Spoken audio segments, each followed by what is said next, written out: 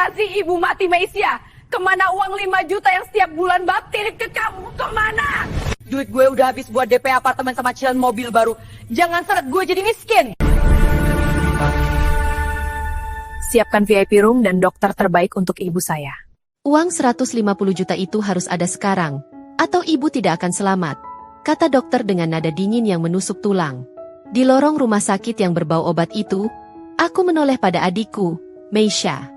Wanita yang selama ini dipuja ibu sebagai PNS kebanggaan keluarga, yang selalu dijadikan tolak ukur kesuksesan, justru memalingkan wajah sambil menggenggam ponsel mahalnya. Aku nggak punya uang, Mbak. Gajiku habis buat cicilan mobil. Teriaknya tanpa rasa bersalah. Betapa ironisnya hidup ini. Ibu selalu berkata, contoh adikmu, dia sukses. Kamu cuma beban. Tapi saat nyawa ibu ada di ujung tanduk, justru anak, beban, inilah yang melangkah maju, membuka aplikasi perbankan, dan menunjukkan saldo yang membuat perawat di sana menahan napas. Dan saat itulah, aku melihat ekspresi ibu yang terbaring lemah. Halo sobat, semoga kalian semua selalu sehat dan dilimpahkan rezekinya hari ini. Sebelum kita lanjut ke drama keluarga yang menguras emosi ini, coba tulis di kolom komentar, kalian menyimak cerita ini dari kota mana saja? Aroma bawang putih dan cabai rawit yang ditumis matang memenuhi dapur kecil kami sejak pukul 5 pagi. Tanganku masih lincah mengaduk nasi goreng kampung kesukaan ibu. Atau setidaknya, dulu ini adalah kesukaannya. Aku sengaja bangun lebih awal, menyisihkan waktu di sela-sela deadline naskahku yang menumpuk, demi membuatkan sarapan spesial. Hari ini adalah hari ulang tahun pernikahan ibu yang ke-30. Meski ayah sudah lama tiada, aku ingin ibu merasa diperhatikan. Aku mengenakan daster batik tua yang warnanya sudah mulai pudar. Nyaman, pikirku. Lagi pula aku hanya bekerja dari rumah. Tidak perlu berdandan menor. Kumasukkan nasi goreng yang masih mengepul itu ke piring keramik cantik. Menatanya dengan irisan timun dan telur mata sapi setengah matang, persis seperti yang selalu diminta ibu dulu. Bau apa ini? Menyengat sekali. Suara tajam itu memecah konsentrasiku. Ibu Adistia muncul di ambang pintu dapur. Di usianya yang ke-53, ibu masih terlihat sangat cantik. Rambutnya sudah tersanggul rapi hasil tatanan salon langganan. Wajahnya dipulas make up flawless, dan tubuhnya dibalut blus sutra gaya Eropa berwarna marun. Sangat kontras dengan penampilanku yang kucel dan bau bumbu dapur. Selamat pagi, Bu, sapaku antusias, mengabaikan tatapan menelisik ibu yang menyapu tubuhku dari ujung kepala hingga kaki. Aku masakin nasi goreng spesial buat ibu. Ini kan tanggal spesial? Belum sempat aku menyodorkan piring itu, ibu sudah mengibaskan tangannya di depan hidung, seolah mengusir lalat. Simpan saja makanan berminyak itu. Kolesterol ibu bisa naik kalau makan masakan kampung begitu pagi-pagi. Kamu ini, sudah umur 28 tahun, tapi tidak punya sens kesehatan sama sekali. Senyumku kaku di udara. Piring di tanganku terasa semakin berat. Tapi Bu, ini pakai minyak zaitun, aku tahu ibu jaga makan. Sudah, simpan. Atau kasih ke kucing saja, potong ibu dingin. Ia berjalan melenggang melewati meja makan, duduk di kursi utamanya dengan anggun Mbak Ratu. Tepat saat itu, suara ketukan sepatu hak tinggi terdengar berirama di lantai keramik ruang tamu. Tak, tak, tak. Sosok itu muncul dengan aura yang menyilaukan mata ibu.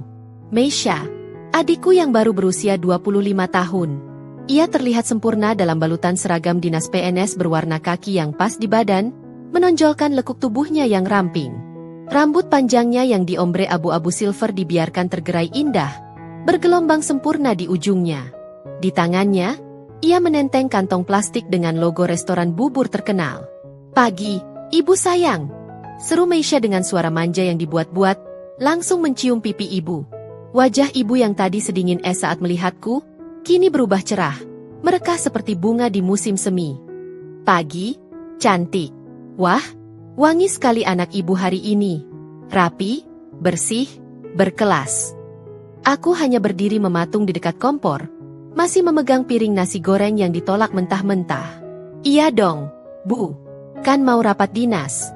Meisya mengibaskan rambutnya, lalu melirikku sekilas dengan ekor matanya. Tatapan yang penuh kemenangan. Ada Mbak Kanaya. Masih pakai daster bolong itu. Mbak? Astaga, ini udah jam 7 loh. Nggak malu sama tetangga kalau keluar buang sampah? Aku menunduk, melihat sedikit sobekan kecil di ujung dasterku. Ini baju rumah, Mei. Nyaman buat kerja. Jawabku pelan, kerja. Meisha tertawa kecil. Tawa yang terdengar sangat meremehkan. Maksud Mbak ngetik-ngetik nggak jelas di laptop itu? Halu jadi penulis. Ibu tertawa menimpali, sambil membuka bungkusan bubur yang dibawa Meisha. Sudahlah, Mei. Jangan samakan energimu dengan kakakmu. Makan dulu. Ini bubur mahal kan? Jauh lebih sehat daripada gorengan berminyak buatan kakakmu. Jelas dong, Bu. Ini bubur organik, satu porsinya 50.000. Spesial buat ibu, kata Meisha sambil menuangkan bubur itu ke mangkuk. Sengaja menyenggol lengan atasku hingga aku hampir menjatuhkan piring yang kupegang. Ia tidak minta maaf. Aku meletakkan nasi goreng itu di meja pojok. Rasanya selera makanku pun sudah hilang. Aku hendak berbalik menuju kamar, tempat persembunyianku satu-satunya, ketika suara ibu menghentikan langkahku. Suara yang lebih tajam dari pisau dapur yang baru diasah. Kanaya, panggil ibu tanpa menoleh, sibuk menyuap bubur dari tangan Meisha. Setelah ini pel lantai dan setrika baju dinas Meisha untuk besok. Adikmu capek bekerja untuk negara, melayani masyarakat. Kamu yang seharian cuma nganggur di rumah, setidaknya sadar diri. Jadilah berguna sedikit. Aku meremas ujung dasterku. Rasa perih menjalar di dada. Ingin sekali aku berteriak bahwa aku bukan pengangguran. Bahwa bulan lalu novelku terjual 10.000 kopi di platform digital. Bahwa uang listrik, air, dan internet di rumah ini dibayar dari hasil mengetik haluku. Tapi lidahku keluh. Di mata ibu, seragam dinas Meisha adalah segalanya. Iya, Bu, jawabku lirih. Lihat adikmu ini, Kanaya. Lanjut ibu, kali ini ia memutar kursi menghadapku, menunjuk Meisha yang sedang sibuk bercermin membetulkan lipstiknya. Dia punya masa depan cerah, punya pensiunan, dihormati orang. Kamu? Umur hampir kepala 3, belum nikah, kerjaan tidak jelas, cuma jadi parasit di rumah ini. Memalukan. Kalimat itu menggantung di udara, menghantam ulu hatiku dengan telak. Aku menatap mata ibu, mencari secuil kasih sayang yang mungkin tersisa, tapi yang kutemukan hanya tatapan jijik. Tanpa sadar, ini baru permulaan dari hari yang panjang. Aku menutup pintu kamar pelan-pelan, lalu menguncinya. Helaan napas panjang baru berani kulepaskan saat punggungku bersandar pada daun pintu kayu yang dingin. Di luar sana, suara tawa ibu dan Meisha masih terdengar samar, diselingi denting sendok beradu dengan mangkuk keramik. Suara kebahagiaan yang tidak menyertakan namaku di dalamnya. Kakiku melangkah gontai menuju satu-satunya tempat di dunia ini di mana aku merasa berharga. Sebuah meja kerja kecil di sudut kamar yang menghadap jendela. Di atas meja itu, sebuah laptop tua dengan stiker yang mulai mengelupas menjadi nyawaku. Aku membuka layar. Cahaya putih kebiruan menerangi wajahku yang masih sembab. Jariku menari lincah memasukkan kata sandi, dan dalam hitungan detik, dunia nyataku yang sebenarnya terbentang. Dashboard penulis itu muncul. Grafik batang berwarna hijau menanjak tajam, menunjukkan statistik pembaca bulan ini. Di pojok kanan atas, tertera nama penaku yang kini sedang digandrungi ribuan pembaca muda di seluruh negeri, KN Wijaya. Mataku beralih ke kolom, pendapatan tertunda. Angka itu berkedip pelan. $4,200 USD. Jika dikurskan, jumlah itu jauh melebihi gaji pokok Meisha sebagai PNS golongan awal selama berbulan-bulan. Tapi bagi ibu, deretan angka digital ini hanyalah ilusi. Main game, katanya. Halo, kata Meisha. Sebuah notifikasi email baru muncul di layar dengan tanda bendera merah. Jantungku berdegup kencang saat membaca subjeknya, penawaran kontrak eksklusif adaptasi film layar lebar. Tanganku gemetar saat mengklik pesan itu. Seorang produser dari rumah produksi ternama di Jakarta tertarik memvisualisasikan novel thriller terbaruku. Nilai kontrak awal yang ditawarkan tertera di sana, serangkaian angka nol yang membuat kepalaku pening saking tidak percayanya. 1 miliar rupiah untuk hak cipta selama 5 tahun. Aku menutup mulut dengan kedua tangan, menahan teriakan histeris yang ingin meledak. Air mata haru menggenang di pelupuk mata. Ini bukan sekadar uang. Ini adalah pengakuan bahwa aku, Kanaya si, pengangguran berdaster, memiliki nilai.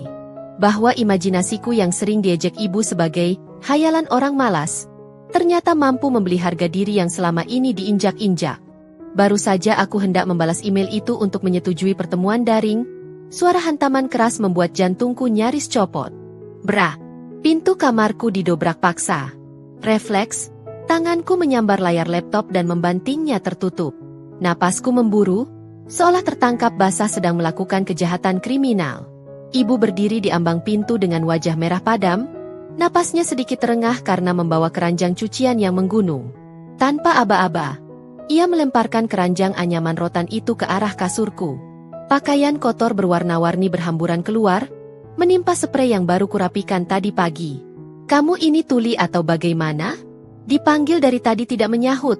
Bentak ibu, suaranya melengking memenuhi kamar sempitku yang berukuran 3x3 meter. Maaf, Bu. Aku sedang fokus mengerjakan sesuatu.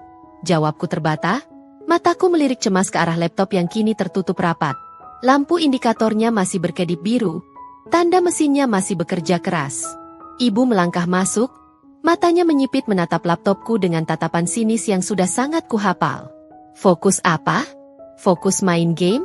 Fokus chatting sama orang asing gak jelas? Lihat itu mata kamu, sudah ada kantung hitamnya. Seharian cuma menatap layar, badan tidak gerak, pantas saja rezekimu seret. Gak kayak adikmu yang tiap hari ketemu orang penting. Aku menunduk, menelan ludah yang terasa pahit. Ada apa, Bu? Tanya lagi. Ibu menendang tumpukan baju kotor di lantai. Itu seragam dinas Meisha yang berwarna kaki, bercampur dengan blus-blus kerjanya yang berbahan sutra licin. Cuci ini semua pakai tangan. Jangan pakai mesin cuci, nanti serat kainnya rusak. Seragam Meisha itu mahal, jahitannya khusus. Setelah kering, langsung setrika. Awas kalau sampai ada bekas lipatan ganda di celananya. Besok ada upacara, Meisha harus tampil sempurna. Tapi Bu, aku lagi ada kerjaan. Maksudku, ada tulisan yang harus diselesaikan siang ini. Ujarku mencoba bernegosiasi, meski tahu itu sia-sia. Ibu tertawa, tawa yang kering dan menyakitkan. Ia melangkah mendekat, telunjuknya yang lentik dengan cincin berlian menusuk-nusuk bahuku. Tulisan? Tulisan apa? Memangnya tulisanmu itu bisa beli beras? Bisa bayar listrik? Sadar diri, Kanaya. Kamu numpang makan di sini. Meisha itu capek. Dia abdi negara. Pulang kerja butuh istirahat, bukan ngurusin cucian. Sebagai kakak yang tidak punya kesibukan, harusnya kamu tahu diri untuk melayani dia. Setiap kalimat ibu seperti paku yang dipalu ke dadaku. Satu persatu. Iya, Bu. Nanti Kanaya kerjakan. Jawabku akhirnya, menyerah. Sekarang, bukan nanti. Ibu berbalik badan, mengibaskan selendangnya. Sebelum keluar, ia berhenti sejenak di ambang pintu, menoleh tanpa ekspresi. Dan jangan lupa masak makan malam. Meisha minta cumi saus padang. Jangan terlalu pedas, nanti lambung adikmu sakit. Pakai uangmu dulu kalau ada.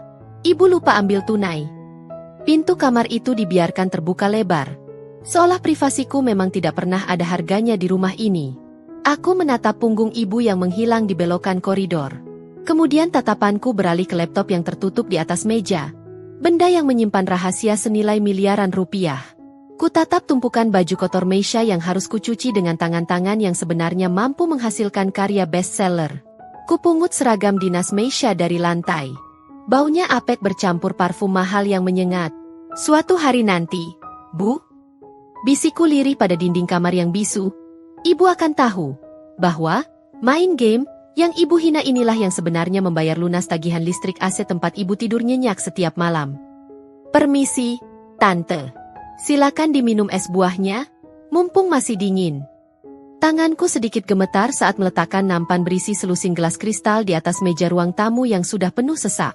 Suara denting sendok beradu dengan piring porselen dan gelak tawa nyaring memenuhi udara, menciptakan kebisingan yang membuat kepalaku berdenyut. Aroma parfum menyengat dari para tante yang berlomba-lomba tampil paling glamor bercampur dengan bau rendang daging sapi yang baru saja kuhidangkan. Hari ini adalah giliran ibu menjadi tuan rumah arisan keluarga besar. Rumah kami yang biasanya sepi kini berubah menjadi panggung sandiwara. Wah, Adistia, rendangnya empuk banget. Kamu masak sendiri? Tanya Tante Ratna, sepupu ibu yang paling cerewet, sambil mengunyah daging dengan mulut penuh lipstik merah menyala. Ibu mengibaskan kipas tangannya yang berenda, tersenyum lebar. Ah, mana sempat aku di dapur lama-lama. Jeng, itu si Kanaya yang masak dari subuh. Aku cuma icip-icip bumbu saja. Biasalah, dia kan di rumah terus. Jadi ya hitung-hitung latihan jadi pembantu, maksudnya ibu rumah tangga. Seloroh ibu diiringi tawarnya yang diikuti oleh tamu-tamu lain. Aku yang sedang memunguti piring kotor hanya bisa menelan ludah. Rasa perih itu datang lagi. Tapi aku memaksakan senyum tipis, menyembunyikan wajahku di balik kerudung bergo instan yang kusut. Ngomong-ngomong soal anak, suara Tante Ratna kembali terdengar. Kali ini matanya berbinar menatap ke arah sofa utama. Meisha mana? Kok belum kelihatan? Katanya baru naik jabatannya. Seolah sudah menunggu momen ini, ibu menepuk tangannya sekali. Meisha, sini, nah, tante-tante mau ketemu. Dari arah kamar, Meisha keluar bak model papan atas. Ia tidak lagi memakai seragam dinas, melainkan dress Sabrina berwarna biru elektrik yang memamerkan bahu mulusnya. Rambut ombrenya dicatok ikal sempurna. Di tangannya, ia menenteng sebuah paper bag oranye yang sangat ikonik. Halo tante semua, maaf ya baru keluar, habis touch up sedikit biar nggak kelihatan kucel habis kerja. Sapa Meisha dengan nada manja yang dibuat-buat, lalu menyelipkan dirinya duduk di sebelah ibu. Aduh, cantiknya anak PNS ini. Bening banget, beda ya sama kakaknya yang ya begitulah. Celetuk salah satu kerabat jauh, melirikku sekilas seolah aku adalah noda di taplak meja putih bersih. Meisha tersenyum bangga, lalu meletakkan paper bag oranye itu di pangkuan ibu. Oh ya, Bu, ini ada hadiah kecil dari Meisha. Bonus kinerja bulan ini cair. Jadi Meisha belikan tas impian ibu. Suasana ruangan mendadak hening. Semua mata tertuju pada kotak yang dikeluarkan Meisha. Sebuah tas tangan kulit berwarna hitam dengan logo double C emas yang berkilau di bawah lampu gantung. Ya ampun, Mei. Ini Chanel? Astaga, mahal banget ini. Pekik ibu histeris, tangannya gemetar membelai kulit tas itu. Ini pasti puluhan juta harganya. Duh, anak ibu memang paling berbakti. Nggak sayang uangnya. Nak, buat ibu apa sih yang nggak? Cuma 15 juta kok, Bu. Kecil itu MAH buat Meisha. Jawab Meisha enteng sambil mengibaskan rambutnya. Aku yang sedang menuangkan air putih ke gelas Tante Ratna menghentikan gerakanku. Mataku menatap tas itu lekat-lekat. Dari jarak 2 meter, aku bisa melihatnya dengan jelas. Jahitan di bagian quiltnya tidak simetris di sudut kanan bawah. Dan warna emas pada rantainya terlalu kuning. Terlalu mencolok untuk standar hardware emas 24 karat yang biasa dipakai merek asli Eropa itu. Sebagai penulis yang sering meriset barang mewah untuk karakter orang kaya di novelku, dan sebagai orang yang sebenarnya mampu membeli 10 tas seperti itu secara tunai sekarang juga, aku tahu persis. Itu barang KW super. Harganya paling mahal 1,5 juta di Tanah Abang. Meisha berbohong. Aku menatap adikku. Ia tampak gelisah saat mataku menangkap matanya. Ia tahu kalau aku tahu. Dulu, akulah yang sering ia minta untuk mencari referensi barang tiruan yang mirip asli demi gengsinya di kantor. Tapi aku memilih diam. Biarlah ibu bahagia dengan kebohongan manis itu. Hebat ya Meisha, puji Tante Ratna. Lalu tiba-tiba ia memutar tubuhnya menghadapku. Sorot matanya berubah menyelidik. Kanaya, kamu kapan mau nyusul sukses kayak adikmu? Sayang lo ijazah S1 sastra MU cuma dipakai buat bungkus gorengan di dapur. Kapan nikah? Umur sudah mau kepala 3 kok masih betah jadi perawan tua? Pertanyaan itu seperti bom waktu yang akhirnya meledak. Hening mencekam menyelimuti ruangan. Semua mata kini menatapku. Ada yang kasihan, tapi lebih banyak yang mengejek. Tanganku mencengkeram nampan erat-erat hingga buku jariku memutih. Doakan saja, Tante. Kanaya sedang merintis karir dari rumah. Karir apanya? Potong ibu cepat. Suaranya tajam membelah udara, menghilangkan sisa-sisa kesabaran yang kubangun. Ibu berdiri sambil menenteng tas palsu pemberian Meisha. Menatapku dengan tatapan merendahkan yang paling menyakitkan yang pernah kuterima. Mimpi dia ketinggian, Jeng. Nulis-nulis nggak jelas di laptop sampai pagi. Hasilnya 0. Bikin malu saja. Sembur ibu tanpa ampun di depan puluhan pasang mata. Dengar ya, Kanaya. Siapa laki-laki yang mau sama pengangguran yang bisanya cuma jadi beban orang tua? Laki-laki itu cari istri yang bisa bantu ekonomi, bukan yang cuma bisa habisin beras kayak kamu. Air mataku mendesak keluar, tapi aku menahannya sekuat tenaga. Rasanya seperti ditelanjangi di depan umum. Harga diriku diinjak-injak tepat di lantai rumahku sendiri. Maaf, Tante. Saya ke belakang dulu, ucapku serak, lalu berbalik cepat sebelum pertahananku runtuh. Namun, sebelum aku benar-benar menghilang di balik tirai dapur, aku mendengar suara Tante Ratna berbisik keras yang sengaja diperdengarkan. Kasihannya Adistia, punya anak sulung produk gagal. Untung si bungsu sukses. Kalau enggak, mau makan apa masa tuanya nanti? Ibu tertawa. Tawa yang menyetujui penghinaan itu. Tawa yang membunuh sisa rasa hormatku padanya. Malam itu, langit seolah turut menangis meratapi nasibku. Hujan turun dengan kejam, menghantam atap seng bagian belakang rumah kami dengan suara bergemuruh yang memekakkan telinga. Kilat menyambar sesekali, menciptakan bayangan-bayangan menakutkan di dinding kamarku yang lembab. Jam dinding menunjukkan pukul 11 malam, tapi suasana di ruang tengah masih bising. Meski hujan deras, suara ibu masih terdengar jelas menembus dinding tipis kamarku. Ia sedang menelepon seseorang, kemungkinan besar Tante Ratna atau teman sosialitanya yang lain. Nada suaranya tinggi, penuh euforia, seolah ia baru saja memenangkan lotre. Iya dong, Jeng. Meisha janji tahun depan mau ajak aku umroh VIP. Katanya bonus akhir tahunnya cair 50 juta. Bayangkan, anak semuda itu sudah bisa memuliakan orang tuanya. Suara ibu melengking bangga, menyaingi suara guntur di luar. Beda banget sama anak tetangga sebelah yang cuma jadi buruh pabrik. Meisha itu memang berlian ibu. Aku mencoba menyumbat telingaku dengan earphone, memutar lagu klasik instrumen untuk meredam rasa muak. Jariku kembali menari di atas keyboard, mencoba menyelesaikan bab terakhir novel pesanan klien. Namun, konsentrasiku buyar seketika saat mendengar suara aneh dari ruang tengah. Bukan suara tawa, bukan suara pamer, melainkan suara benda berat yang jatuh menghantam lantai marmer, diikuti suara gelas pecah yang nyaring. Prang, hening. Suara ibu yang tadinya mendominasi udara tiba-tiba lenyap. Hanya tersisa suara hujan yang menderu. Perasaanku tidak enak. Jantungku berdesir hebat, mengirim sinyal bahaya ke seluruh saraf tubuhku. Aku melepas earphone, beranjak dari kursi, dan membuka pintu kamar perlahan. Bu, panggilku ragu. Tidak ada jawaban. Lorong rumah terasa lebih dingin dari biasanya. Aku berlari kecil menuju ruang tengah. Pemandangan di depanku membuat darahku seolah berhenti mengalir. Gagang telepon rumah menggantung, berayun-ayun tak berdaya. Di bawahnya, di atas karpet bulu kesayangannya, ibu tergeletak dengan posisi meringkuk. Ibu, teriakku histeris. Aku menjatuhkan tubuhku di sampingnya. Wajah ibu yang tadi sore masih merah merona karena blush on, kini pucat pasi seperti kertas. Keringat dingin sebesar biji jagung membasahi dahi dan lehernya. Tangannya yang keriput mencengkeram dada kiri dengan sangat kuat, seolah ingin merobek bajunya sendiri untuk menghilangkan rasa sakit di dalamnya. Sakit. Desis ibu. Suaranya bukan lagi suara angkuh yang biasa membentakku. Itu adalah suara cicitan tikus yang terimpit. Matanya terbelalak menatap langit-langit. Napasnya tersengal-sengal putus-putus seperti ikan yang dilempar ke daratan. Bu, bertahan bu.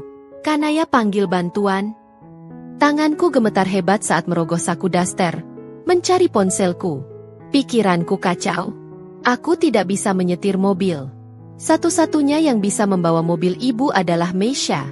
Dengan jari yang licin oleh keringat, aku menekan kontak adikku di speed dial. Tut. Tidak diangkat. Aku mencoba lagi. Kali ini panggilanku ditolak. Nomor yang Anda tuju sedang sibuk. Angkat, Mei. Angkat, bodoh. Makiku pada layar ponsel. Aku mencoba menelepon sekali lagi. Kali ini tersambung sebentar. Tapi yang terdengar hanya dentuman musik bass yang sangat keras dan suara riuh orang tertawa. Halo. Mei. Ibu serangan jantung. Pulang sekarang. Teriakku. Apa sih? Gue lagi party. Jangan ganggu Napa. Drama mulu lo. Suara Meisha terdengar samar, berteriak mengatasi kebisingan musik disco, lalu sambungan diputus sepihak. Rasanya ingin kulempar ponsel ini ke dinding. Tapi aku sadar, nyawa ibu ada di tanganku. Tangan anak yang ia sebut produk gagal ini. Tanpa pikir panjang, aku berlari keluar rumah, menerobos hujan deras tanpa payung. Aku menggedor pagar tetangga sebelah, Pak RT yang memiliki mobil siaga. Air hujan bercampur air mata membasahi wajahku.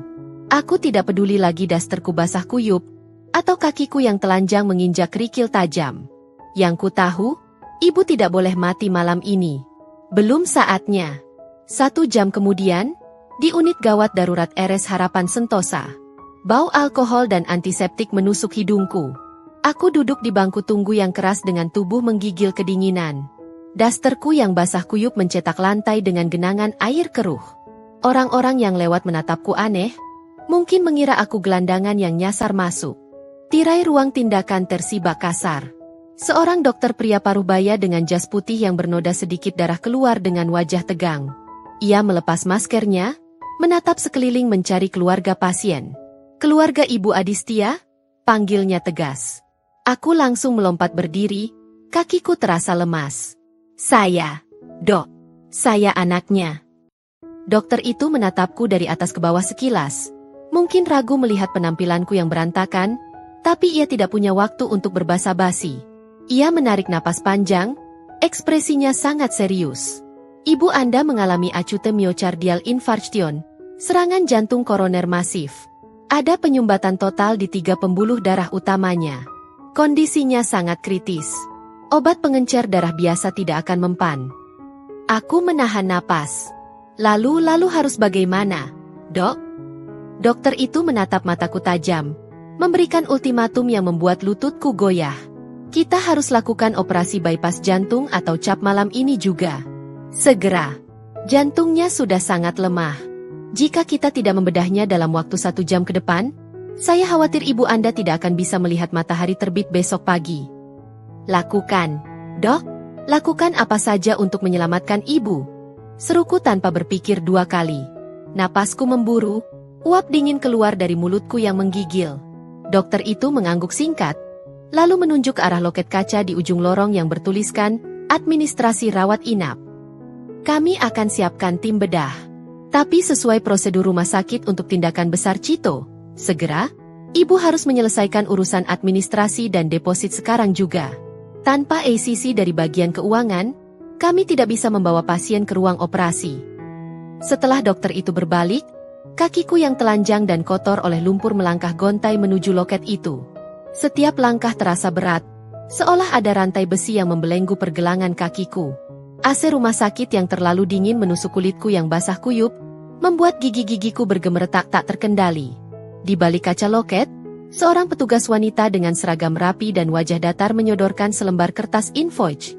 Total estimasi biaya untuk operasi bypass jantung, ruang ICU, obat-obatan, dan perawatan pasca operasi adalah 150 juta rupiah, Bu, ucap petugas itu dengan nada monoton, seolah sedang membacakan menu makanan, bukan harga nyawa seseorang. Untuk tindakan malam ini, kami butuh deposit minimal 80% masuk sekarang. Bisa tunai, debit, atau kredit. 150 juta. Angka itu tertera jelas di kertas putih itu, dicetak dengan tinta hitam tebal. Bagi orang awam, angka itu bisa membuat jantung berhenti berdetak. Kami punya asuransi, kataku cepat, merogoh saku dasterku yang basah. Untungnya, aku sempat menyambar dompet ibu sebelum lari tadi. Dengan tangan gemetar, aku mengeluarkan kartu asuransi kesehatan swasta berwarna emas atas nama Adistia. Aku menyodorkannya dengan penuh harap. Ini asuransi kelas VIP. Limitnya besar. Tolong segera diproses, Mbak. Petugas itu mengambil kartu tersebut, menggeseknya di mesin EDC, lalu mengetik sesuatu di komputernya. Aku menunggu dengan cemas, meremas-remas jemariku yang pucat. Detik demi detik berlalu seperti abad. Tiba-tiba, petugas itu mengerutkan kening. Ia mencoba menggesek kartu itu sekali lagi. Lalu mengetik lagi. Maaf, Bu, katanya sambil mengembalikan kartu itu lewat celah loket. Kartu ini sudah tidak aktif. Statusnya lapset. Duniaku rasanya runtuh seketika. Apa? Tidak mungkin. Itu auto debit setiap bulan. Maksud saya, ibu saya selalu bayar tepat waktu. Di sistem kami tertulis premi terakhir dibayarkan 6 bulan yang lalu, Bu. Setelah itu tidak ada pembayaran masuk sama sekali, sehingga polisnya otomatis mati. Jadi, ibu harus bayar tunai atau pasien tidak bisa ditangani. 6 bulan. Kepalaku berputar hebat. Rasa mual menjalar dari perut ke tenggorokan. 6 bulan lalu adalah saat aku mulai menitipkan uang bulanan asuransi ibu lewat Meisha. Mei, ini uang 5 juta titip buat bayar premi ibu ya. Sekalian kamu berangkat kerjakan lewat bank, ucapku waktu itu. Dan Meisha selalu menjawab, beres, Mbak, udah aman. Ternyata uang itu tidak pernah sampai ke bank. Uang itu menguap. Mungkin jadi tas KW itu? Atau jadi sepatu hak tinggi yang dia pakai? Atau jadi botol-botol mahal di meja klub? Bu, bagaimana? Waktu berjalan terus. Tegur petugas itu, membuyarkan lamunanku. Ia melirik jam dinding. Dokter hanya memberi waktu 45 menit lagi. Amarah meledak di dadaku, panas dan membakar. Aku menyambar ponselku yang layarnya retak. Dengan sisa tenaga, aku menekan nomor Meisha lagi. Kali ini bukan dengan panik, tapi dengan kemurkaan yang siap menghancurkan apa saja. Tut, tut. Di dering kelima, panggilan itu akhirnya tersambung. Apa lagi sih? Suara Meisha menyentak telingaku, kasar dan penuh emosi. Di latar belakang, suara dentuman musik remix terdengar sangat bising, bercampur dengan suara orang-orang yang tertawa lepas.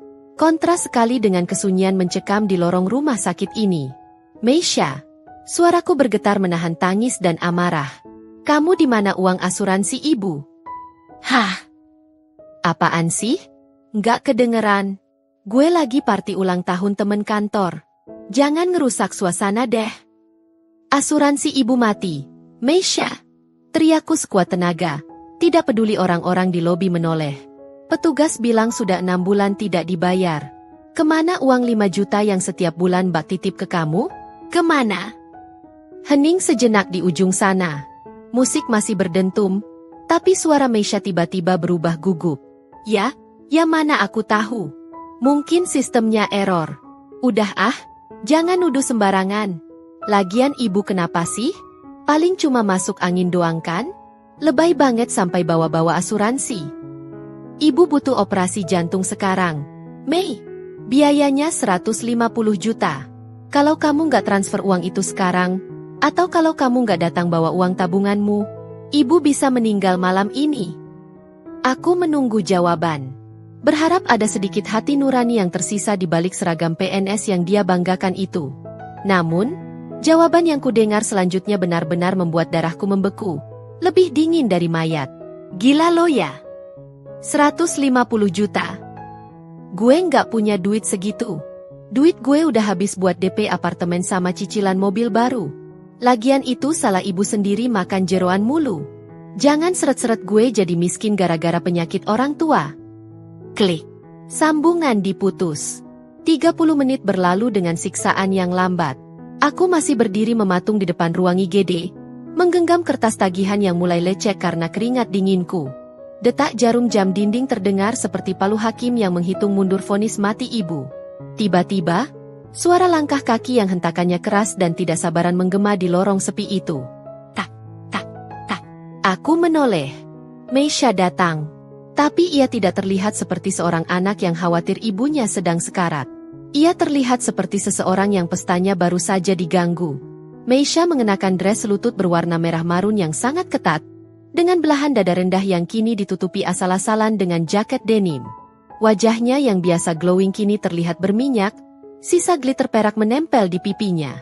Saat ia mendekat, aroma alkohol yang bercampur dengan bau asap rokok mentol langsung menyeruak, menenggelamkan bau antiseptik rumah sakit.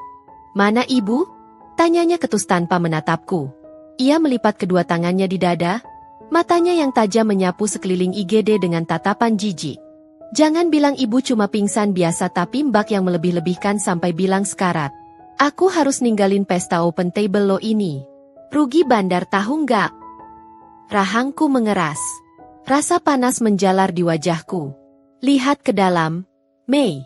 Lihat sendiri kalau kamu pikir aku bohong. Aku menarik paksa lengan Meisha, menyeretnya mendekati pintu kaca ruang observasi. Di sana, tubuh ibu terbaring lemah dengan berbagai selang menempel di dada dan hidungnya. Monitor EKG di sebelahnya berbunyi bip-bip, dengan irama yang sangat lemah dan tidak teratur. Wajah Meisha yang tadinya angkuh sempat berubah pucat sekilas. Matanya membulat. Kok banyak selang gitu? Pembuluh darahnya pecah dan tersumbat. Harus operasi sekarang atau ibu lewat, bisikku tajam tepat di telinganya. Lalu aku menyodorkan kertas tagihan itu ke depan wajahnya. Dan ini biayanya. 150 juta. Karena kamu korupsi uang asuransi ibu, sekarang kamu harus bayar ini. Pihak rumah sakit butuh uang muka. Meisha menyambar kertas itu. Matanya membelalak saat melihat deretan angka 0 di sana. Gila, pekiknya keras, membuat seorang perawat di meja jaga menoleh dan memberi isyarat diam dengan telunjuk di bibir. Meisha menarikku menjauh ke sudut lorong yang lebih gelap. Napasnya memburu, tapi bukan karena sedih, melainkan karena panik akan uangnya. Mbak gila ya? 150 juta. Dapat duit dari mana? Desisnya dengan mata melotot. Dari rekeningmu, balasku tak kalah sengit. Kamu kan PNS. Gajimu besar, tunjanganmu banyak. Kamu juga selalu pamer bonus puluhan juta di Instagram. Pakai itu dulu. Ini nyawa ibu, Mei. Meisha tertawa sinis. Tawa yang terdengar mengerikan di situasi seperti ini. Ia melempar kertas tagihan itu kembali ke dadaku. Kertas itu jatuh melayang ke lantai kotor. Asal Mbak tahu ya, suaranya bergetar menahan amarah. Gajiku itu cuma numpang lewat. Bonus kemarin? Sudah ludes buat DP Honda HRV baru biar aku nggak malu sama temen kantor. Tabungan? Itu jatah buat liburan ke Bali minggu depan sama pacarku. Tiket sama villa private pool udah dibayar lunas, nggak bisa di-refund. Aku menatap adikku dengan tatapan tak percaya. Mulutku ternganga. Kamu lebih milih mobil dan liburan daripada nyawa ibu. Bukan gitu. Meisha menghentakkan kakinya seperti anak kecil yang merajuk. Mbak nggak ngerti tuntutan gaya hidup di kantorku. Kalau aku nggak hedon, aku nggak ditemenin. Karirku bisa macet. Lagian, ibu itu udah tua. Mbak, sakit jantung itu penyakit orang tua. Kalaupun dioperasi, belum tentu sembuh total kan? Buang-buang duit aja. Meisha, tanganku melayang, nyaris menampar pipinya yang tebal oleh bedak itu, tapi aku menahannya di udara. Tanganku gemetar hebat karena amarah yang memuncak. Ibu yang melahirkan kamu, ibu yang selalu banggain kamu di depan semua orang, dan kamu bilang ibu buang-buang duit. Meisha membuang muka, merapikan rambutnya yang berantakan. Wajahnya kembali dingin, topeng egoisnya terpasang sempurna lagi. Dengar ya, Mbak Kanaya yang suci, ucapnya pelan namun menusuk. Aku nggak akan keluarin uang sepeser pun. Titik. Aku nggak mau jatuh miskin terus dikejar leasing cuma gara-gara operasi yang nggak jelas keberhasilannya. Bahkan anak tertua? Harusnya Mbak yang tanggung jawab. Cari pinjaman sana. Gadai sertifikat rumah kek, jual ginjal kek, terserah. Kamu jahat, Mei. Bisikku, air mataku akhirnya tumpah. Aku realistis, bentaknya. Ia membalikan badan, suara hak sepatunya kembali beradu dengan lantai, menjauh dariku. Aku mau pulang. Cap. Besok aku kerja, nggak bisa begadang nungguin orang sakit. Meisha melangkah pergi tanpa menoleh lagi. Di belakangku, pintu ruang observasi terbuka sedikit karena dorongan angin AC. Di sana, di atas berangkar sempit itu, mata ibu ternyata terbuka sedikit. Air mata bening mengalir dari sudut matanya, jatuh membasahi bantal yang tipis. Ibu mendengar semuanya. Ibu mendengar anak emasnya membuangnya seperti sampah demi sebuah liburan ke Bali. Dan tatapan ibu bertemu dengan tatapanku. Tatapan yang hancur berkeping-keping. Suara langkah sepatu hak tinggi Meisha perlahan menghilang di telan lorong panjang rumah sakit, menyisakan keheningan yang menyakitkan. Aku berdiri terpaku di depan pintu kaca, menatap dada ibu yang naik turun dengan susah payah. Air mata yang tadi mengalir di pipi ibu seolah menjadi bensin yang membakar habis keraguanku. Sudah cukup aku diam. Sudah cukup aku berpura-pura miskin demi menjaga ego mereka. Sudah cukup aku membiarkan ibu buta akan siapa yang sebenarnya tulus dan siapa yang parasit. Aku menyeka air mata di pipiku dengan kasar menggunakan punggung tangan. Dasterku yang basah dan kotor kini terasa bukan sebagai pakaian kehinaan, melainkan zirah perang. Aku menarik napas panjang, mengisi paru-paruku dengan keberanian yang selama ini terkubur, lalu memutar tubuhku menghadap loket administrasi. Wajahku yang tadi sembab kini berubah dingin. Tatapan mataku menajam. Aku berjalan menuju meja loket bukan dengan langkah gontai seperti pengemis yang tadi, melainkan dengan langkah tegap seorang pengambil keputusan. Di balik kaca, petugas administrasi itu sedang merapikan berkas, bersiap menutup shiftnya. Ia mendongak malas saat melihatku kembali. "Bagaimana, Bu?" Tanyanya dengan nada lelah dan sedikit meremehkan. Matanya melirik jam dinding, lalu kembali menatapku. "Kalau memang tidak ada dana, sebaiknya Ibu tanda tangan surat penolakan tindakan medis. Biar kami bisa lepas selang-selangnya dan Ibu bisa bawa pasien pulang. Dokter bedah tidak bisa menunggu lebih lama lagi." Aku tidak menjawab. Tanganku merogoh saku daster, mengeluarkan ponselku yang layar pelindungnya retak di bagian sudut. Ponsel tua yang sering diejek Meisha sebagai barang rongsokan. "Mbak," suaraku terdengar rendah, namun penuh penekanan yang membuat petugas itu berhenti mengemasi barangnya. "Saya tidak akan membawa Ibu pulang untuk mati." Aku mengaktifkan layar ponsel. Cahayanya menerangi wajahku yang keras. Jempolku menekan ikon aplikasi perbankan berwarna biru tua dengan logo emas di tengahnya. Logo yang hanya dimiliki oleh nasabah Priority Class. Face ID Recognized. Aplikasi terbuka. Halaman utama muncul. Aku memutar ponsel itu, menghadapkan layarnya tepat ke wajah petugas administrasi tersebut melalui celah kaca loket. "Lihat ini," perintahku. Mata petugas itu menyipit. Awalnya acuh tak acuh. Namun, sedetik kemudian, pupil matanya melebar drastis. Mulutnya sedikit terbuka, membentuk huruf O yang sempurna. Ia menatap layar ponselku, lalu menatap wajahku, lalu kembali ke layar ponselku seolah memastikan matanya tidak salah lihat. Di sana, di bawah tulisan total balance, tertera deretan angka yang panjang. Sangat panjang. Bukan jutaan. Bukan puluhan juta. IDR 2.450 juta,00. 2,4 miliar rupiah. Itu adalah hasil akumulasi royalti novel, penjualan hak adaptasi film, dan investasi saham yang kulakukan diam-diam selama 3 tahun terakhir di dalam kamarku yang sempit. "Ini." Suara petugas itu tercekat. Sikap tubuhnya yang tadi bersandar malas kini langsung tegak sempurna. Nada bicaranya berubah 180 derajat, menjadi sangat sopan, bahkan sedikit gemetar. Maafkan saya, Bu Kanaya. Saya tidak tahu kalau..." "Jangan banyak bicara," potongku dingin. Aku menarik kembali ponselku. "Biaya operasinya 150 juta, kan? Saya mau ibu saya dapat kamar VVIP terbaik di lantai teratas. Dokter bedahnya harus Profesor Hadi, spesialis terbaik di sini. Dan saya mau perawat khusus standby 24 jam di kamar." Bisa, Bu. Sangat bisa. Kebetulan Presiden Suite di lantai 80. Jawabnya tergopoh-gopoh, jemarinya kini menari panik di atas keyboard komputer, takut kehilangan nasabah kakap. "Nomor rekening virtualnya berapa?" tanyaku sambil membuka menu transfer.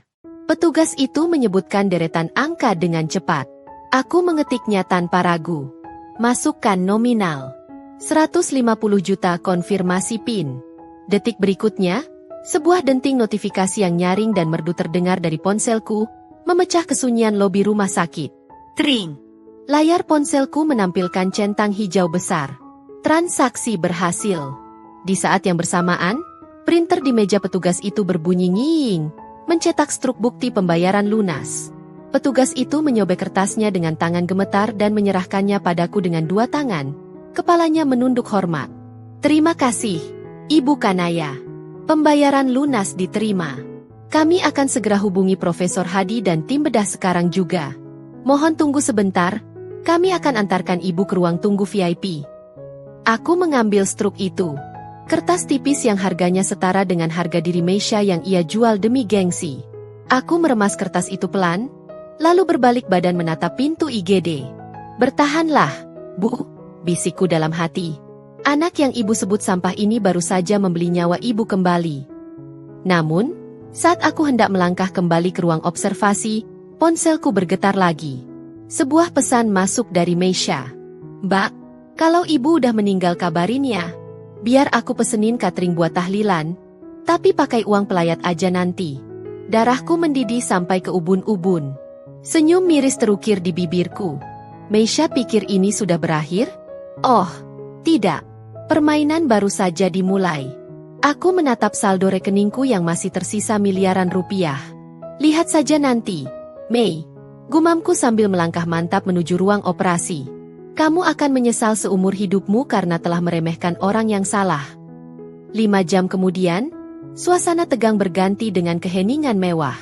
Bukan lagi di lorong IGD yang bau karbol, kini aku duduk di sofa kulit empuk berwarna krem di dalam President Suite lantai 8. Ruangan ini lebih mirip kamar hotel bintang 5 daripada rumah sakit. Lantainya dilapisi parket kayu hangat, ada pantry pribadi, dan jendela kaca raksasa yang menampilkan pemandangan kota di bawah guyuran hujan yang mulai reda. Di atas ranjang elektrik yang lebar, ibu tertidur pulas pasca operasi. Wajahnya masih pucat, tapi dadanya naik turun dengan irama yang teratur. Monitor canggih di sebelahnya mendesis pelan, menampilkan grafik vital yang stabil. Profesor Hadi bilang operasi berjalan sukses besar. Jantung ibu kini memiliki jalur darah baru yang kuat. Ceklek. Pintu otomatis kamar terbuka halus. Bukan dokter yang masuk, melainkan rombongan sirkus yang tak diundang. Tante Ratna memimpin di depan, diikuti 2 sepupuku dan Meisha. Mataku menyipit. Meisha sudah mengganti dres pestanya dengan kemeja putih polos dan celana panjang. Wajahnya pun sudah bersih dari make up tebal. Ia memasang wajah sembab yang seolah-olah habis menangis semalaman. Akting yang luar biasa. Rupanya Tante Ratna yang memberitahu mereka lokasi kamar ini. Ya ampun, Adistia! Seru Tante Ratna dengan suara tertahan, matanya membelalak takjub melihat kemewahan ruangan ini. Ia meraba sofa kulit, menatap TV LED 60 inci di dinding, lalu menatap Meisha dengan kagum. Hebat kamu, Mei. Tante nggak nyangka kamu sampai sewakan kamar VVIP begini buat ibumu. Ini pasti mahal sekali per malamnya. Meisha tampak gugup sesaat. Matanya melirikku yang duduk diam di pojok ruangan yang agak gelap. Mungkin dia bingung kenapa aku bisa ada di sini dan kenapa ibu bisa dioperasi. Tapi dasar licik, otaknya berputar cepat. Melihat aku diam saja dengan daster yang sudah kering tapi kusut, dia pikir aku pasti mendapat pinjaman dari rentenir atau menggadaikan sertifikat rumah diam-diam, dan dia bisa mengklaim kreditnya. Meisha maju mendekati ranjang ibu, menggenggam tangan ibu yang tak berdaya. Air mata buaya mulai menetes. Iya, Tante. Hicks. Apa sih yang gak buat ibu? Begitu dokter bilang harus operasi dan butuh kamar terbaik, Meisha langsung bobol tabungan nikah Meisha. Gak peduli uang habis, yang penting ibu selamat. Darahku berdesir hebat mendengar kebohongan itu keluar begitu lancar dari mulutnya. Duh, mulia sekali hatimu, nak, puji Tante Ratna sambil mengelus punggung Meisha. Lalu ia menoleh padaku dengan tatapan mencemooh. Tuh, Kanaya, dengar adikmu. Dia rela korbankan tabungan masa depannya. Kamu cuma bisa duduk diam di pojok kayak pajangan. Harusnya kamu malu. Aku berdiri perlahan. Kakiku melangkah maju, keluar dari bayang-bayang. Suara langkah kaki telanjangku di atas parket kayu terdengar senyap namun mematikan. Meisha bayar pakai tabungan? Tanyaku datar. Suaraku memecah drama picisan mereka. Semua mata tertuju padaku. Meisha menatapku dengan sorot mata mengancam, seolah berkata, diam atau mati lu. Iyalah, sentak Meisha, mencoba menutupi kegugupannya dengan suara tinggi. Mbak pikir siapa lagi? Emang Mbak punya duit? Lihat tuh baju Mbak. Gembel banget. Mending Mbak diam deh. Jangan bikin malu di depan tante. Aku tersenyum tipis. Senyum yang membuat bulu kuduk Meisha meremang. Tanganku merogoh saku daster. Mengeluarkan secari kertas truk pembayaran lunas dari rumah sakit dan segepok kertas rekening koran yang baru saja kuminta dicetak oleh admin di lobi bawah. Kalau begitu, kenapa nama penyetor di kwitansi pelunasan 150 juta ini tertulis, Kanaya Nindya Wijaya? Tanyaku sambil meletakkan kertas itu di atas meja kaca, tepat di depan hidung Tante Ratna. Hening. Tante Ratna mengambil kertas itu, membacanya dengan kening berkerut. Loh, iya ini namanya Kanaya. Lunas tunai. Jam 00.15 tadi. Wajah Meisha memucat seketika. Itu pasti salah ketik. Adminnya salah input nama. Kan Mbak Kanaya yang antre. Jadi namanya dia yang ditulis, tapi uangnya dari aku. Aku transfer ke Mbak Kanaya tadi. Oh, transfer? Aku tertawa kecil. Kebetulan aku juga cetak mutasi rekeningku 3 bulan terakhir. Tidak ada 1 rupiah pun uang masuk dari rekeningmu, Mei. Tapi, aku membanting tumpukan kertas kedua ke meja. Brak. Suaranya cukup keras hingga membuat Meisha tersentak mundur.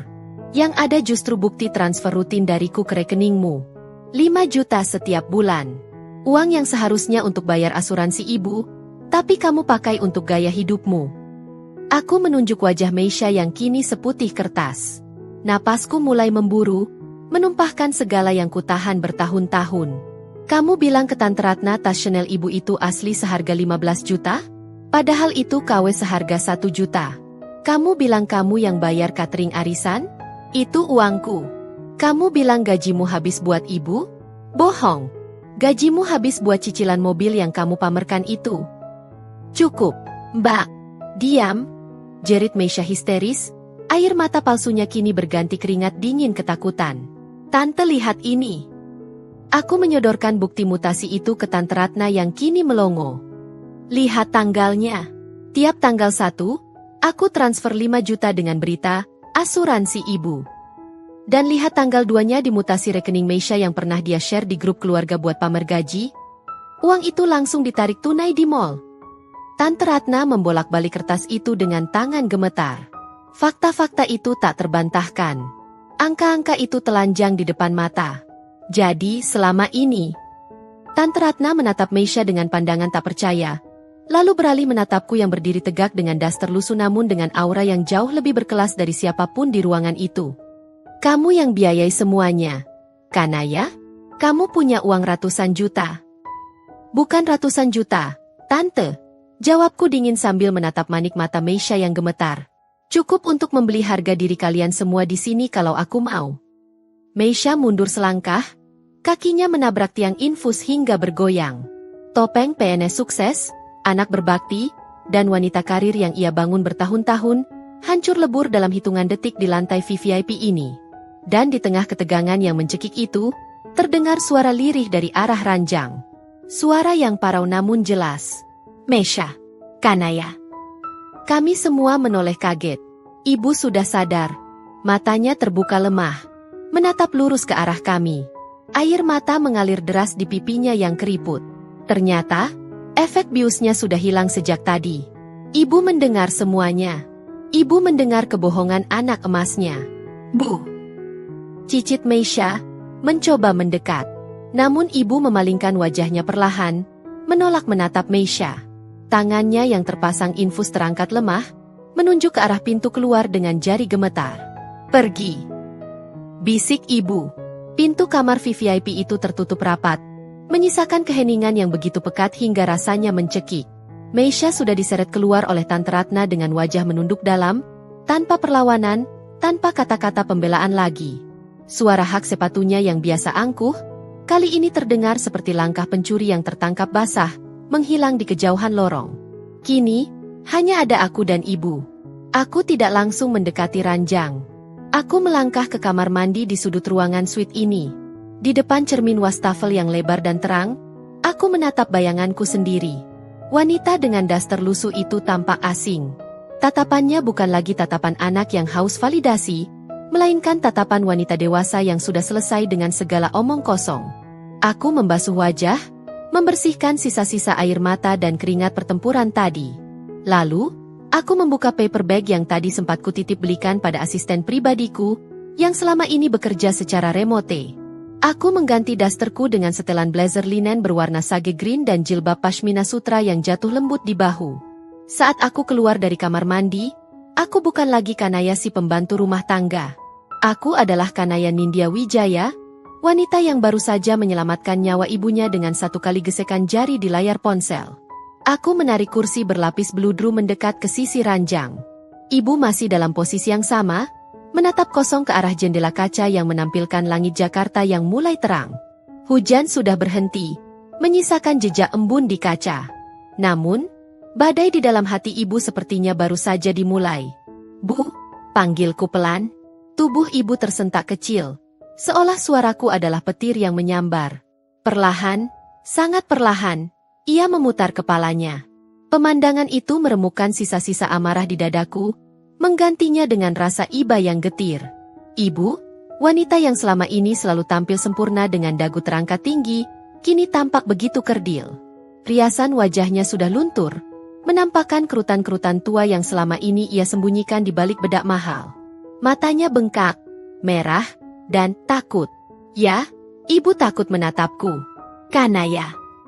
Suaranya pecah, serak dan kering. Air mata kembali mengalir deras dari sudut matanya, membasahi bantal. Tangan kanannya yang tertusuk jarum infus bergerak-gerak gelisah. Ingin meraih tanganku tapi tertahan di udara. Minum dulu, Bu." Aku mengambil gelas air mineral dengan sedotan, membantunya minum sedikit. Ibu menurut seperti anak kecil. Setelah tegukan ketiga, ibu menatapku lagi. Kali ini, pertahanannya runtuh total. "Maafkan ibu, Nak, maafkan ibu." Isaknya mulai terdengar, memilukan hati. "Ibu buta. Ibu jahat." Ibu membuang berlian demi memungut bangkai. Aku diam, membiarkan ibu menumpahkan segalanya. "Ibu tahu, Kanaya." Ucap ibu tiba-tiba, membuatku mengerutkan kening. Napasnya tersengal menahan tangis. Sebenarnya, ibu tahu Meisha sering mengambil uang belanja ibu. Ibu tahu tas itu palsu. Mataku membelalak. Ibu tahu. Ibu mengangguk lemah, air matanya semakin deras. Ibu tahu, tapi ibu diam. Ibu pura-pura bodoh. Karena ibu butuh kebanggaan itu, Nak. Ibu butuh status Meisha sebagai PNS untuk dipamerkan ke teman-teman ibu. Ibu takut kalau ibu menegur dia akan marah dan ibu kehilangan trofi kebanggaan ibu. Ibu malu punya anak yang cuma di rumah sepertimu. Pengakuan itu menghantam dadaku lebih keras daripada hinaan apapun. Jadi selama ini, aku bukan tidak terlihat. Aku sengaja diabaikan demi sebuah citra sosial. Ibu menukar ketulusanku dengan seragam dinas Meisha. Tapi malam ini, ibu mencengkeram sprei kuat-kuat. Saat ibu meregang nyawa, saat ibu pikir ibu akan mati sendirian, yang ibu dengar cuma suaramu, Kanaya. Suaramu yang membela ibu. Suaramu yang berjuang buat ibu. Sementara dia pergi. Tangan ibu yang dingin akhirnya memberanikan diri menyentuh punggung tanganku. Kulitnya terasa kasar dan rapuh. "Ibu berdosa besar padamu, Nak. Uang 150 juta itu, ibu akan ganti. Ibu akan jual perhiasan ibu, jual tanah warisan ayah, asal kamu mau memaafkan ibu. Jangan tinggalkan ibu, Kanaya. Cuma kamu yang ibu punya sekarang." Aku menatap tangan keriput itu. Dulu, tangan ini yang menyuapiku saat kecil. Tapi tangan ini juga yang menunjuk-nunjuk wajahku dan mengusirku dari meja makan kemarin pagi. Apakah aku memaafkannya? Iya. Rasa sakit itu masih ada. Tapi kebencianku sudah menguap bersamaan dengan terbukanya aib Meisha. Namun, memaafkan bukan berarti melupakan. Dan memaafkan bukan berarti kembali ke dalam lubang yang sama. Aku menarik napas panjang, lalu dengan lembut melepaskan genggaman tangan ibu. Kuletakkan tangan itu kembali ke sisi tubuhnya. "Aku sudah memaafkan ibu," kataku tenang. Suaraku datar tanpa emosi yang meluap-luap. "Uang 150 juta itu tidak perlu diganti. Itu baktiku sebagai anak. Anggap saja itu hadiah terakhir dariku untuk wanita yang melahirkanku." Mata ibu membelalak, ada kilatan harapan di sana. "Hadiah terakhir? Maksudmu apa? Nak, kita pulang ke rumah kan? Ibu akan usir Meisha. Kamar utama buat kamu. Kita hidup berdua ya." Aku menggeleng pelan. Tegas. Aku berdiri dari kursi, merapikan blazerku yang sedikit kusut. Cahaya matahari pagi mulai masuk memenuhi ruangan, menyinari wajahku yang kini tanpa beban. "Tidak, Bu. Tugasku menyelamatkan nyawa ibu sudah selesai. Tapi untuk tinggal satu atap lagi, untuk kembali ke rumah yang penuh kenangan pahit itu, Aku tidak bisa. Kanaya. Suara ibu tercekat. Aku akan sewakan perawat home care profesional untuk merawat ibu sampai sembuh total. Aku juga akan kirim uang bulanan yang cukup. Tapi aku tidak akan pulang ke rumah itu. Aku akan pergi, Bu. Aku butuh udara segar di mana aku dihargai sebagai manusia, bukan sebagai sapi perah atau beban keluarga. Aku berbalik badan, melangkah menuju pintu. Tunggu, Kanaya. Jangan tinggalkan ibu sama Meisha. Dia pasti akan makin gila kalau tahu kamu pergi. Kanaya. Teriakan ibu terdengar panik, bercampur dengan bunyi monitor EKG yang ritmenya meningkat cepat. Aku berhenti di ambang pintu, menoleh sekilas dengan senyum tipis yang getir. Justru itu pelajarannya, Bu. Silakan nikmati masa tua ibu bersama, anak kebanggaan, yang ibu ciptakan sendiri sifatnya. Dan dengan itu, aku menutup pintu. Meninggalkan ibu yang meraung memanggil namaku di dalam sangkar emas VVIP yang kubayar lunas. 6 bulan kemudian, roda ban mobil SUV putih mengkilap itu melindas kerikil halaman rumah lama kami dengan suara renyah yang memuaskan. Mesinnya menderu halus, nyaris tak terdengar, kontras dengan suara pagar besi berkarat yang didorong terbuka. Aku menurunkan kaca jendela mobil. Udara panas Jakarta langsung menyergap, membawa serta aroma debu dan kenangan masa lalu yang kini terasa asing. Aku mematikan mesin, lalu melirik spion tengah. Di kursi belakang, ibu duduk diam di atas kursi rodanya yang sudah dimodifikasi agar bisa masuk mobil. Wajahnya jauh lebih segar daripada 6 bulan lalu. Meski gurat penyesalan itu tak pernah benar-benar hilang dari sudut matanya. Ia mengenakan gamis sederhana, tidak ada lagi perhiasan emas mencolok yang biasa ia pamerkan. Sudah siap, Bu? Tanyaku lembut. Ibu mengangguk pelan, matanya menatap nanar ke arah bangunan rumah bercat krem di hadapan kami. Rumah yang dulu ia banggakan sebagai istana, tempat ia membesarkan ratu kecilnya, Meisha. Sudah, Nak. Ibu tidak mau melihat rumah ini lagi. Terlalu banyak dosa ibu di sini, jawabnya lirih. Hari ini adalah hari terakhir kami menginjakkan kaki di sini. Setelah perdebatan panjang pasca operasi, aku memutuskan untuk membawa ibu tinggal bersamaku. Bukan di rumah ini, tapi di rumah baruku di kawasan Bintaro yang tenang. Syaratku mutlak, Meisha tidak boleh ikut. Dan ibu, dengan air mata bercucuran, menyetujuinya. Ia akhirnya memilih anak yang tulus daripada anak yang ia jadikan trofi. Pintu rumah terbuka kasar. Meisha berlari keluar dengan penampilan yang membuatku nyaris tak mengenalinya. Rambut ombre silvernya yang dulu badai kini kusam dan kusut, diikat asal-asalan dengan karet gelang. Tubuhnya kurus kering, tulang pipinya menonjol tajam. Tidak ada lagi seragam PNS licin atau baju branded. Ia hanya mengenakan kaos oblong lusuh dan celana training belel. Kantung matanya hitam dan tebal, tanda kurang tidur yang parah. Mbak Kanaya, teriaknya serak, berlari mengejar mobilku yang mesinnya baru saja kunyalakan kembali. Ia menggedor kaca jendela kemudiku dengan panik. Mbak, buka pintunya. Jangan pergi dulu. Tolong aku, Mbak. Aku menekan tombol power window. Kaca turun setengah. Meisha langsung mencengkeram pinggiran jendela. Kukunya kotor dan tidak terawat. Bau keringat asam menguar darinya. Kenapa, Mei? Tanyaku datar. Mbak, tolongin aku. Meisha terisak. Air matanya bercampur dengan kotoran di wajahnya. Tangannya gemetar hebat. Bayarin hutangku, Mbak. Tol. Debt collector pinjol neror aku tiap hari. Mereka datang ke kantor, mereka sebar data ke atasan. Gajiku dipotong habis sama koperasi buat nutup cicilan mobil yang ditarik leasing.